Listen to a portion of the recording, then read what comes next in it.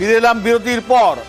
বিরতিতে যাওয়ার আগে আপনাদের দেখিয়েছিলাম ৩৯৬টি আসনের সম্ভাব্য ফলাফল। এবারে আমাদের কাছে ৫৪২টি আসনের সম্ভাব্য ফলাফল, অর্থাৎ বুথ ফেরত সমীক্ষা এসে গেছে। এর মধ্যে গোটা পশ্চিমবঙ্গ যেমন রয়েছে, উত্তরপ্রদেশ রয়েছে, বিহার রয়েছে, ওড়িশা রয়েছে, ঝাড়খণ্ড রয়েছে, সমস্ত রেজাল্ট টোটাল এসে গেছে। আসছি ওড়িশা দিয়ে, শুরু করছি ওড়িশা। একই সঙ্গে বিধানসভা নির্বাচন হচ্ছে ওড়িশাতে। ২১টা সিট, বিজেপি ১৩ থেকে ১৫, আদার্স ৬ থেকে ৮, অর্থাৎ বিজেডি কিন্তু কমছে। ওখানে প্রধান দল বিজেডি। আমরা এই ট্র্যাডিশন দেখেছি, সরকারে যারা আসে, রাজ্য সরকারের সময় তারা বিজেপিকে ভোট দিয়েছে, কেন্দ্রে তারা বিজেপিকে ভোট দিয়েছে, কিন্তু এবার অনেকটাই কম দেখতে পাচ্ছি বিজেডি ৬ থেকে ৮, বিজেপি ১৩ থেকে ১৫।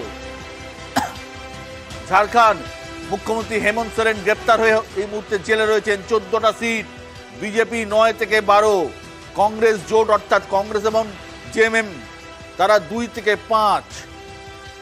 অর্থাৎ হেমন্ত সোরেনের গ্রেপ্তারি খুব একটা এফেক্ট পড়েনি, আবেগ কাজে আসেনি, যদি এটা ঠিক হয়। বিহার, বাকি আসনগুলো, বিহার টোটাল ৪০টা দেখাও। ৪০টা আসনের মধ্যে বিজেপি ৩১ থেকে ৩৪, কংগ্রেস ৬ থেকে ৯। আমি যদি ধরেও নিই যে ৩১টা পাচ্ছে বিজেপি, কংগ্রেস জোট অর্থাৎ কংগ্রেসের সঙ্গে আরজেডি রয়েছে, সিপিআইএমএল রয়েছে, গতবারের থেকে বিজেপির আসন কমছে, কংগ্রেস জোটের আসন বাড়ছে। যদিও বিশেষজ্ঞরা মনে করছেন এর থেকে অনেক বেশি আসন কংগ্রেস জোট পাবে, অর্থাৎ কংগ্রেস, আরজেডি এবং অন্যরা পাবেন। এখানে নীতিশ কুমারের সিট অনেক কমবে বলে বিশেষজ্ঞরা মনে করছেন। ভারতবর্ষের সব থেকে বড় রাজ্য উত্তরপ্রদেশ, ৮০টি রাজ্যের আসন, ৮০টি আসনের উত্তরপ্রদেশে বিজেপি ৬৮ থেকে ৭১, গতবার ৬৩টা আসন পেয়েছিল, ৬৪টা আসন পেয়েছিল গতবার। এবারে তারা ৬৮ থেকে ৭১টি আসন পেতে পারে, সব থেকে খারাপ হলেও ৬৮। বুথ ফেরত সমীক্ষা বলছে কংগ্রেস পেতে পারে ৯, কংগ্রেস জোট অর্থাৎ কংগ্রেস এবং এসপির জোট ৯ থেকে ১২। আদার্স অর্থাৎ মায়াবতী কোনো সিট পাচ্ছেন না, এটা একটু আশ্চর্যের। মায়াবতীর কিন্তু গোটা উত্তরপ্রদেশে প্রায় ১৮ থেকে ২০% দলিত ভোট ছিল, তাহলে মায়াবতী কিন্তু কোনো সিট পাচ্ছেন না। অর্থাৎ মায়াবতীর যে ভোট সেটা কোথায় শিফট হলো আমার জানা নেই, কিন্তু কংগ্রেস এবং এসপি কিন্তু ৯ থেকে ১২টা সিট পাচ্ছে। এখানে কিন্তু দেখা যাচ্ছে যে বিজেপির থেকে কিন্তু আসন খুব একটা কমছে না, কিন্তু শরিক দলগুলো কি অবস্থা সেগুলো ব্রেকআপটা এখন আমাদের কাছে আসেনি। ৯ থেকে ১২-র মধ্যে এই যে জোটটা রয়েছে কংগ্রেস এবং এসপি, এর মধ্যে কংগ্রেসকে কিন্তু দেয়া হচ্ছে ৩ থেকে ৬। আমার এখানে একটু খটকা আছে, সন্দেহ আছে, তার কারণ ৩ থেকে ৬ যে আসন বলা হচ্ছে, আগেরবার একমাত্র কংগ্রেস জিতেছিল রায়বরেলিতে। রায়বরেলি আমেঠি হাতছাড়া হয়েছিল, রাহুল গান্ধী হেরে গিয়েছিলেন। এবারে যদি জোটটা ঠিকঠাক হয়ে থাকে, অর্থাৎ এসপির ভোট যদি ঠিকঠাক শিফট হয়ে থাকে কংগ্রেসে, এবং মাইনরিটির ভোট যদি কংগ্রেস এবং এসপি পেলে থাকে, সেক্ষেত্রে কিন্তু এটা পসিবল, সম্ভব হতে পারে। অর্থাৎ কংগ্রেস কিন্তু 3টে জায়গা ৬ থেকে ৯ তারা কিন্তু গেইন করছে, কংগ্রেস যদি এটা ধরে রাখতে পারে। অর্থাৎ বহুজন সমাজপাতির যে আসন, সেই আসনগুলো কোন দিকে গেল?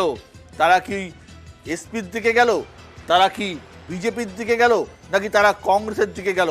এটা সব থেকে জানার বিষয়, কারণ বিএসপির পার্সেন্টেজ অফ ভোট কিন্তু অনেক ছিল। উত্তরপ্রদেশ, পশ্চিমবঙ্গ আসবো, পশ্চিমবঙ্গের বাদবাকি সিটগুলোতে আসবো, আমি অতিথিদের আসবো। সুমন, উত্তরপ্রদেশ এবং বিহার। দেখ, আমার নাম একটু অবাক লাগছে। উত্তরপ্রদেশ, যেটা ভারতবর্ষের সবচেয়ে বড় রাজ্য, সেখানে 2014 বিজেপি সবচেয়ে ভালো ফলাফল করেছিল, ৭৫টা পেয়েছিল। তো এবারে রাম মন্দির প্রতিষ্ঠার পর বিজেপির যদি আসন কমে, তাহলে বিজেপি সেটা ৬৮-তে থামতে পারে না, আরও ডিটোরিয়েট করবে। অর্থাৎ ডিটোরিয়েশনের একটা ট্রেন্ড থাকে, সেটা কখনো, যেমন মহারাষ্ট্রের ক্ষেত্রে মাত্র বিজেপি 11টা লুজ করবে, এটা হতে পারে না, আরও বেশি লস করবে।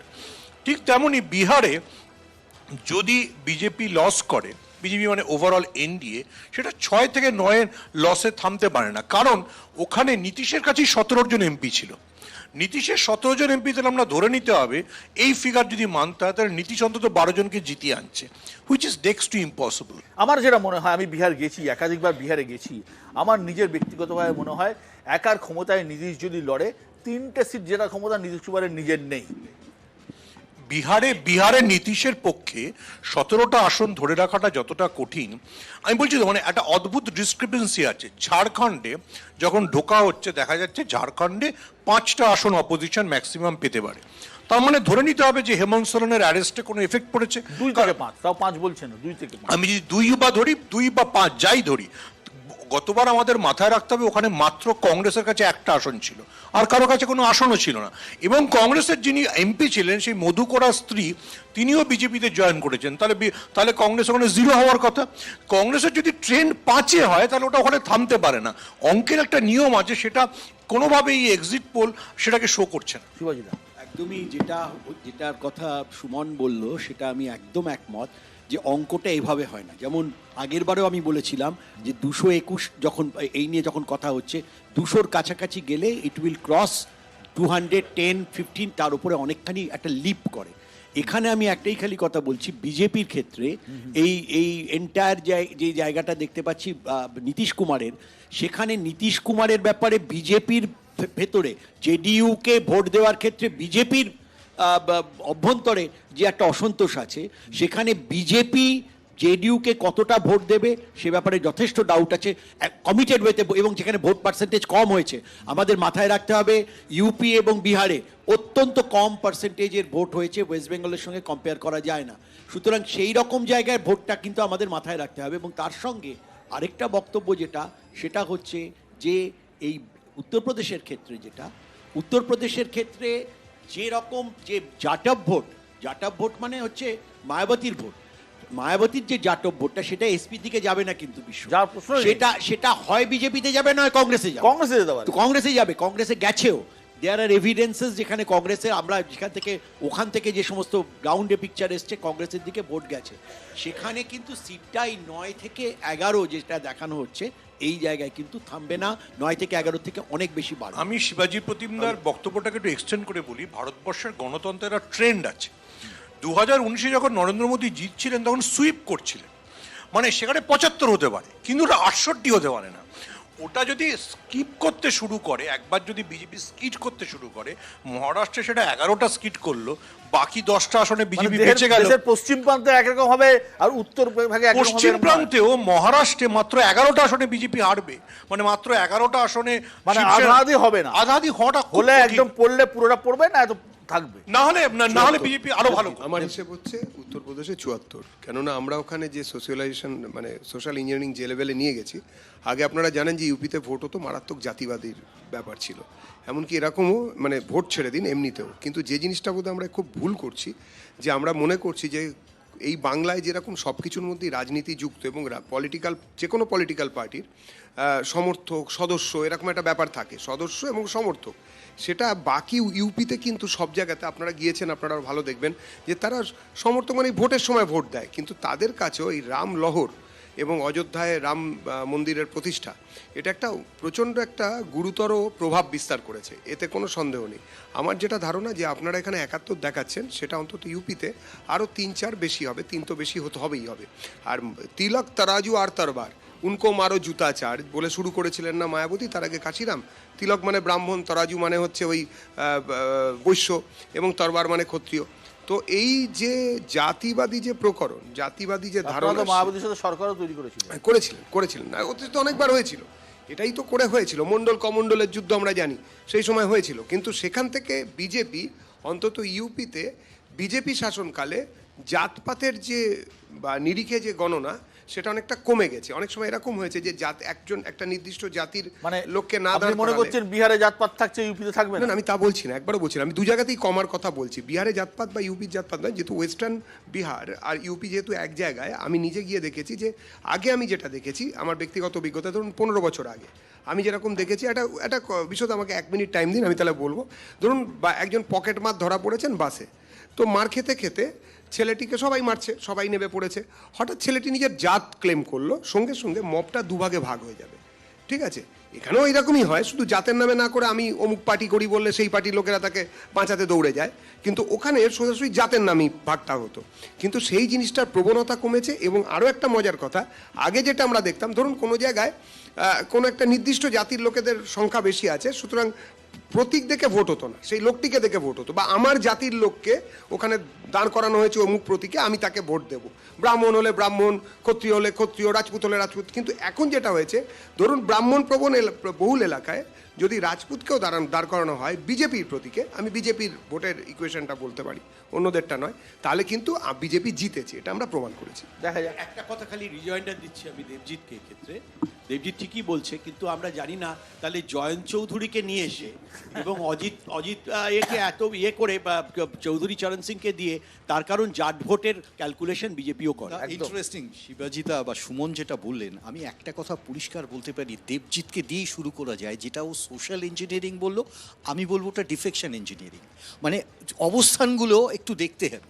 আমি বারবার যে প্রসঙ্গটা বলছি যে আজকে এই মুহূর্তে দাঁড়িয়ে জাত পাত এই অঙ্ক বিহার ইউপিতে থাকবে না, এটা অসম্ভব।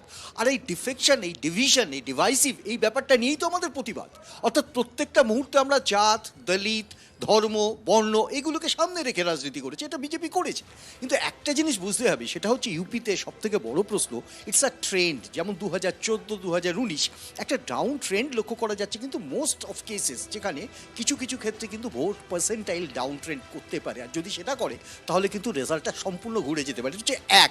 আর এখানে বলে শেষ করতে পারি যে আজকে ঠিক যে জায়গাটাতে দাঁড়িয়ে আপনাদের এই ক্যালকুলেশন যেভাবেই হোক, হয়তো আমরা মানছি কেউ মানছি না, কিন্তু বাস্তব চরিত্র কিন্তু এখানেই যে বিজেপি তার নিজের স্বকীয়তা হারিয়েছে, এটা কিন্তু এই নির্বাচনে বোঝা যাচ্ছে। এবং সে ধ্যানমগ্নতা যাই হোক, সেটা আত্মতুষ্টির কারণ না হতে পারে, সেই ধ্যানমগ্নতা এটাও হতে পারে প্রায়শ্চিত্তের কারণ। এটা আমার ধারণা। উড়িষ্যার যে চেহারাটা এখানে এসছে, সেটা কিন্তু গত 2 মাস ধরে যদি উড়িষ্যা দৈনন্দিন রাজনৈতিক চর্চাকে লক্ষ্য করা যায়, তাহলে দেখা যাবে যে তুমি বলার সময় বলছিলে যে রাজ্যের নির্বাচনের ক্ষেত্রে উড়িষ্যাবাসী যেরকমভাবে মতদান করে, কেন্দ্রের নির্বাচনের প্রশ্নে ভিন্ন স্বাদ। এবং লাস্ট দুটো ইলেকশনে দেখেছি একদম তাই। এবং শুধু তাই নয়, যদি মানে আমি আলোচনায় বলছিলাম, আমরা যদি দেখি অন্ধ্রের ভোট প্যাটার্ন, তাহলে অন্ধ্রে যা হয়েছে তাতে কিন্তু অন্ধ্রে কিন্তু সরকার বদল হয়ে যাচ্ছে, অর্থাৎ জগনমোহন আর এমনিতেই অ্যাসেম্বলি ইলেকশন হচ্ছে তো, হ্যাঁ অন্ধ্রে অ্যাসেম্বলি ইলেকশন না, হচ্ছে, সেটাই বলছি তো, সেটাতে সেটাই চন্দ্রবাবু বলছি। নাইডু জিতবেনই। আচ্ছা, তো সেক্ষেত্রে ওড়িশার ক্ষেত্রে কিন্তু আমরা জোর গলায় বলতে পারছি না। না, কখনো তার না। কারণ বলতে পারছি না একটাই কারণে, ওড়িশায় বিজেপির ফেস কে, বিজেপির কি হবে কেউ জানে না। ওড়িশার ক্ষেত্রে আমরা কি বলছি যে ওড়িশার ক্ষেত্রে আমি জানি তুমি বলবে অন্য অন্য স্টেটের কথা, ওড়িশার ক্ষেত্রে আমরা কি বলছি যে মানুষ ওখানে দেখেছি ভোট প্যাটার্ন এর আগের দুটো ইলেকশনে, রাজ্যে বিজেডিকে ভোট দিয়েছে, ওদিকে বিজেপিকে ভোট দিয়েছে। হ্যাঁ, কিন্তু বলুন। বিহার আর উত্তরপ্রদেশে যেটা এক্সিট পোল বলছে, তুমি ঠিকই বলেছো, আজকে সারা সন্ধ্যে সমস্ত এক্সিট পোলেরই একটা চরিত্র রয়েছে, যে এটা এখানে ভিন্নতর কিছু হচ্ছে না। কিন্তু এক্সিট পোলের এই চেহারাটা কিন্তু বিহারের যদি গত 2 মাসে, আমি 2 মাসের পেছনে যদি চলে যাই তাহলে তার সাথে আজকের চেহারা মিল খাবে। কিন্তু গত 2 মাসে যেভাবে ওখানে রাজনৈতিক প্রচার সমর্থন, তাহলে কি এই সমস্ত বিষয়গুলোকেই তাহলে অসত্য মিথ্যা মানতে হবে? উত্তরপ্রদেশে দেবজিৎ যে বোঝাপড়া থেকে কথা বলছে, রাম মন্দির এবং তার একটা ওয়েভ, এটা তো অনস্বীকার্য। কিন্তু তারপরও শুধু রাম মন্দির ইস্যুকে কেন্দ্র করে এটা বিজেপির নিজস্ব বিশ্লেষণের মধ্যে এসছে, গত 1-1.5 মাসে বারবার এসছে, যে যতটা এক্সপেক্ট করেছিল সেটা কিন্তু কাজ করেনি। একটা জায়গায় আসন যখন, সমর্থনটা যখন একটা চূড়ান্ত জায়গায় গিয়ে পৌঁছে যায়, তারপর সেখানে কিন্তু যেটা মার্জিনালি আমরা বলি প্রান্তিক অবস্থায় বারবার সম্ভাবনা কমে আসে। ফলে উত্তরপ্রদেশ এবং বিহারের এক্সিট পোলে যে চেহারা দেখা যাচ্ছে, সেই চেহারাটা কিন্তু 4 তারিখ না হওয়ার সম্ভাবনাটাই বেশি। অরূপ চক্রবর্তী, দেখুন, ভারতের রাজনীতিতে একটা প্রচলিত কথাই আছে, ইউপি জিসকি তখ্ত উসকি, যেটা একসময় বাংলায় অবিভক্ত মেদিনীপুরকে বলা হতো। তো এটা তো ঘটনা, 80টা আসন যে রাজ্যে থাকে, খুব স্বাভাবিকভাবেই তারা একটা ডিটারমাইনিং জায়গায় থাকে। এবং গত দুটো কুইজের প্রশ্ন জিজ্ঞেস করবো, হ্যাঁ কুইজের প্রশ্ন জিজ্ঞেস করবো। বলুন। উত্তরপ্রদেশের মুখ্যমন্ত্রী, প্রথম বাঙালি মুখ্যমন্ত্রী কে? বাঙালি মুখ্যমন্ত্রী আমার এই মুহূর্তে মনে আসছে আমি জিজ্ঞেস করি। সুচেতা কৃপালিনী, তার নাম ছিল সুচেতা মজুমদার। যাই হোক, মজুমদার, হ্যাঁ, যাই হোক, আমি হ্যাঁ না, যেহেতু কৃপালিনী নামেই অধিক পরিচিত সেই জন্য যাই হোক আমি সেই অজ্ঞতাকে না না অজ্ঞতা নয়, শিরোধার্য অজ্ঞতা উত্তরপ্রদেশ নিয়ে আলোচনা হচ্ছে।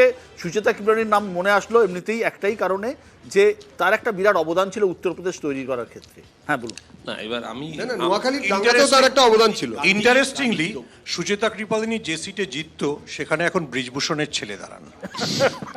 যাই হোক এবার এই তথ্যটা আমি জানতাম না। মুশকিল হচ্ছে যে ধরুন বিজেপি ওখানে একটা থাম্বিং মেজরিটি নিয়ে দুটো ইলেকশন জিতেছে, কিন্তু বিজেপির যদি ভোট পার্সেন্টেজ দেখেন সেটা নিয়ার অ্যাবাউট 39%-এর কাছাকাছি, এবং অন দ্য কন্ট্রারি সমাজবাদী পার্টির ভোট পার্সেন্টেজ কিন্তু 23%। এর সাথে যদি কংগ্রেসের ভোট পার্সেন্টেজ যোগ হয়, এবং আরও ইন্টারেস্টিংলি দেখুন আমি কংগ্রেসের প্রতিনিধি নই, কংগ্রেসের হয়ে ব্যাট করার কোনো দায়বদ্ধতা আমার নেই, কিন্তু সাম্প্রতিককালে কংগ্রেসের সেরা মুভ যদি কিছু হয়ে থাকে সেটা কেরালায় নির্বাচন হওয়ার পরে রাহুল গান্ধীর নমিনেশন জমা দেওয়া রায়বেরেলি থেকে। এবং ইউপিতে যেটা ছিল এতদিন মোদি আর যোগী মুখ, তার অপোজিশনে কোনো প্রমিনেন্ট মুখ ছিল না। যেই মুহূর্তে অখিলেশ যাদব কানৌজ থেকে এবং রাহুল গান্ধী রায়বেরেলি থেকে একসাথে যৌথ লড়াইয়ের বার্তাটা দিলেন, তার পরবর্তীকালে ইউপির জনসভাগুলো যদি বিশ্বদা আপনি নিশ্চয়ই দেখেছেন, যে ম্যাসিভ জনসমর্থন, সেইটা যদি কিছুটাও ভোট বাক্সে পরিণত হয়, আমরা জানি যে ভোট ভিড় মানেই ভোট নয়, তাহলে কিন্তু 68-তে এই ডাউনফল থেমে থাকবে না, এই ডাউনফল কিন্তু অনেক গভীরে যাবে, এবং নিশ্চিতভাবে উত্তরপ্রদেশে সিট কমলে বিজেপি সেখান থেকে বিজেপি নামতে হবে, বিজেপি আর ওঠার জায়গায়। এটা আপনাদের সবার ব্রেন স্টর্মিং এর জন্য, মানে আমার এটা পার্টির তরফ থেকে আমি বলছি না। আপনারা জানেন ত্রিপুরায় ভোট হয়েছিল, ত্রিপুরামথার সঙ্গে আমরা সরাসরি লড়েছিলাম, ভোট হয়ে যাওয়ার পরে ত্রিপুরামথার আমাদের সঙ্গে জোট হয়েছে। বলছেন বিজেডি আমি ওরা সরকার বানায় না অমিত শাহ থলি নিয়ে সরকার বানায়, এটাই বলতে চাইছে। এটা হবে না এবার, কিন্তু কথা হবে যদি বিজেডির সঙ্গে আমাদের অ্যালায়েন্স হওয়ার কোনো মানে না হওয়ার কোনো কারণ নেই, এবং ভোটটা হওয়ার আগে আমাদের হতে হয়নি, ভোটটা হওয়ার আগে আমাদের হতে হলো না। যদি হয় তাহলে কিন্তু উড়িষ্যাতে মোটামুটি কংগ্রেস মুক্ত ভারতের একটা পার্ট আমরা করে ফেলতে পারবো। ওড়িশা কিন্তু কংগ্রেস অনেকদিন আগে থেকেই নেই। আমার যে প্রশ্নটা, এই যে কংগ্রেস মুক্ত ভারত বলছে, হয়তো কংগ্রেস মুক্ত ভারত হচ্ছে, কিন্তু বিজেপিটা তো কংগ্রেস যুক্ত হয়ে গেছে, বিজেপিটাই তো কংগ্রেস, যত ভারতবর্ষের নেতা সব বিজেপি কংগ্রেস থেকে আসা। একটা তথ্য এইখানে ঠিক এই মুহূর্তে দাঁড়িয়ে 63% যে ক্যান্ডিডেচার, 63% ক্যান্ডিডেচার এক্স কংগ্রেস, দেখে নিতে পারে। না ঠিক আছে, যে রাজ্যটা নিয়ে আমরা আলোচনা করলেন না, কেউই প্রায় করলেন না, সেটা হচ্ছে ঝাড়খণ্ড। ছোট রাজ্য কিন্তু ইম্পর্টেন্ট একটা দিক দিয়ে। আমি যদি ধরে নিই দিল্লিতে আপ কংগ্রেসের মধ্যে স্মুথ যে সখ্য, সেটা কেজরিওয়ালের গ্রেপ্তারি, দিল্লির ক্ষেত্রে যদি আপের ভোট বাড়ে, তাহলে ঝাড়খণ্ডের ক্ষেত্রে হেমন্ত সোরেন, শিবু সোরেনের ছেলে, ঝাড়খণ্ড মুক্তি মোর্চার নেতা, কেন বাড়বে? এখানে অন্তত পক্ষে যেটা রয়েছে, এই যে 14-র মধ্যে অন্তত পক্ষে 6টি আসন, এটা উল্টো দিকে যাবে এবারে। সুমন তুমি এবারে অন্তত 6টি আসন যাবে, মানে 5 থেকে 6টি আসন যাবে। সুমন 5 রয়েছে কিন্তু 6। সুমন মাইক। দেখুন এই ন্যারেটিভে দুটো সমস্যা আছে। এক, যদি আদিবাসীদের সিম্প্যাথি হেমন্ত সোরেনের জন্য কাজ না করে, তাহলে মানে কোনো মতে ঝাড়খণ্ডে মানে কংগ্রেস জোট বা ইন্ডিয়া জোট 1 থেকে প্লাস হতে পারে না, তাহলে কাজ করছে, না হলে 2 বা 5 হলো কি করে? আর যদি কাজ করে তাহলে ওটা ওই জায়গায় থামে না। এবার আমি দেবজিতের সাথে কোনো পার্সোনাল মানে এতে যাচ্ছি না, there is a fallacy in the entire narrative বিজেপির। কিরকম ফ্যালাসি? দেবজিৎরা বলছেন যে মহারাষ্ট্রে আমরা হিন্দুত্বের দাবিতে লড়ছি। আমি ঠিক দুটো নাম মনে করাচ্ছি, আমি 10টা নাম বলতে পারি। দুটো নামের একটা নাম হচ্ছে নবাব মালিক, যিনি রোজ একসময় শাহরুখ খানের সমর্থনে করতেন, যাকে দাউদের সঙ্গে যোগাযোগের অভিযোগে ইডি গ্রেফতার করেছিল। একটা নাম বাবা সিদ্দিকি, যার বিরুদ্ধে অভিযোগ দাউদের সম্পত্তি কিনেছেন। দুজনে সুন্দর করে হাঁটতে হাঁটতে অজিত পাওয়ারের সঙ্গে চলে গেছেন, এবং তারা মানে বিধানসভায় রোজ দেবেন্দ্র ফডনবিসের বাবা সিদ্দিকি ঈদের বাড়িতে বিখ্যাত। তো এই দুজনকে দেখার পর কেউ বলবে যে মহারাষ্ট্রে বিজেপি জোট, এনডিএ জোট হিন্দুত্বের দাবিতে লড়ছে। দেবজিৎ, নাও coming back to Jharkhand narrative. যদি ঝাড়খণ্ডে একবার ট্রাইবালদের এফেক্ট পড়তে শুরু করে, সেটা কি শুধুমাত্র ঝাড়খণ্ডে থামবে? ছত্তিশগড়ে যাবে, সেটা মহারাষ্ট্রে। আমি শেষ করি। দেবজিৎ আর একটা অসাধারণ স্টেটমেন্ট দিয়েছে, আমি প্রায় মুগ্ধ হয়ে যাচ্ছিলাম।